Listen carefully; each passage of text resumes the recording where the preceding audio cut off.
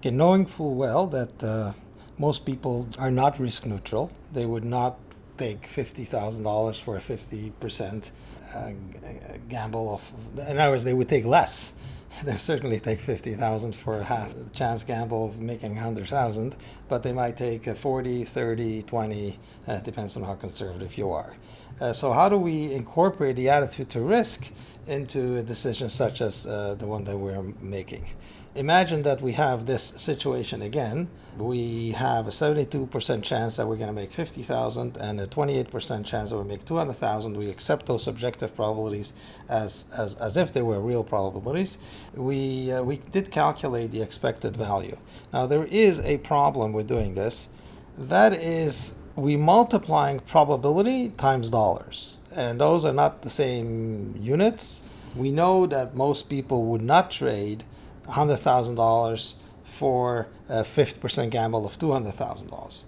They would hold on to the $100,000. They would not say, "Oh, I'm indifferent between those two, and therefore doesn't matter. You give me the gamble or give me the cash. I'm indifferent between those two." We know that most people don't react that way. So the whole underlying assumption of that would allow you to multiply probabilities times dollars is based on the fact that you would be totally indifferent between those two choices, the 100,000 cash or the 50% of winning gamble of 200,000. Now we know that that's not true, so we really are not allowed to do this. Before we multiply probabilities by dollars, we have to do something else.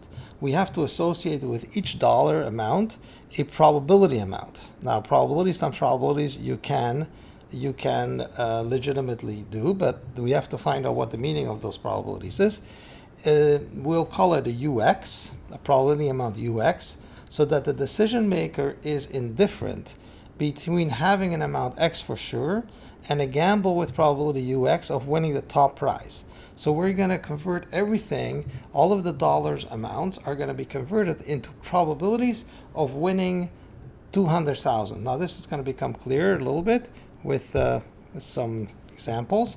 So for starters, the decision maker is indifferent between making $200,000 and a 100% chance of making $200,000. So he would not never trade in his $200,000 for any kind of a gamble of losing it.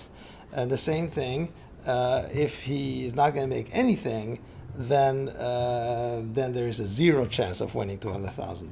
So if there's any chance at all of winning 200,000, he would rather take that. He would accept that. He'd value that. And so those are the two extremes. Now, where do we go from there? We can say that the U of X is a utility function. And the best way of understanding utility function is to take some examples. So we're going to try to elicit utility values. This will make it clear exactly what we mean. So we're going to elicit U of 90 as a probability. Probability of what? We're going to use again the wheel.